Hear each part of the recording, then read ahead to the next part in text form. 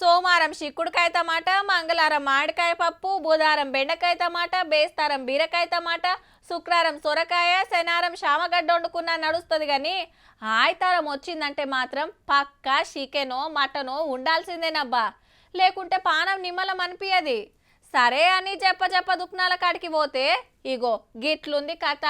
తున్కల కథ ఎట్లున్నదంటే చికెన్ తినేటట్టు లేదు, మటన్ కొనేటట్టు లేదు. రేటు మస్తు పిరమైంది. మళ్ళా ఏటకూర సిటీలో 1000 రూపాయల కిలో, అర్ధ కిలో అయితే 500. వండితే ఒక్క పూటకే కథం 4 ఇంట్ల.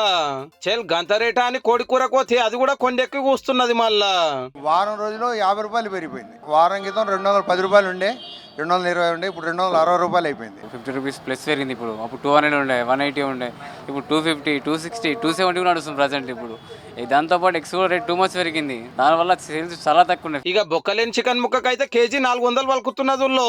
మరి ఒకటే పారి గింత పిరం ఎందుకు అయిందంటే మటన్ చికెన్ ఎక్కువ తింటారు, కాయగూరలు అయితే తక్కువ తింటారు దీంట్లో చలికాలంలో. గదన్నట్టు చలికాలంలో సీఎల్ సంపుడు చంపుతున్నారట మనోళ్ళు. మంచిగా ఎచ్చం మసాలా వేసి వండితే బాడీ గరం అవుతుందని చాలా మంది కౌసును కాయిచ్చేస్తురట.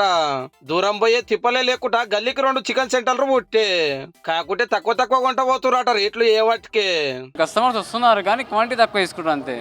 మీరే ఉన్నారు ఇప్పుడు 2 కేజీ తీసుకునే, మీరు వచ్చి ఏం చేస్తారు ఇప్పుడు రేట్ వేరే, ఒక 1 కేజీ తీసుకుంటారు మీరు. ఇక తినడం తప్పదు కాబట్టి కంపల్సరీ తీగ తింటాము. కొంచెం 2 కోళ్ళు తీసుకునే కాడ 1 కోడి తీసుకుంటాము. సంక్రాంతి తెలంగాణ పెళ్లిళ్ళ సీజన్ కాబట్టి గిరాకీ బగ్గుంటది. ఎండలు ముదిరితే కోళ్లు తక్కువై చికెన్ రేట్లు రాకెట్ ఎక్కే కోపున్నదట.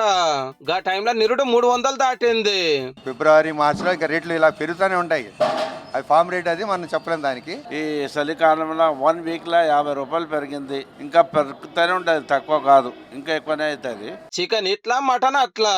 గా సినిమాల కోడిని దూలానికి ఏలాడదీసి తుంకల కూర తిన్నట్టు మనం కూడా గట్లనే పానం తుర్తి చేసుకోవాలనేమో పో.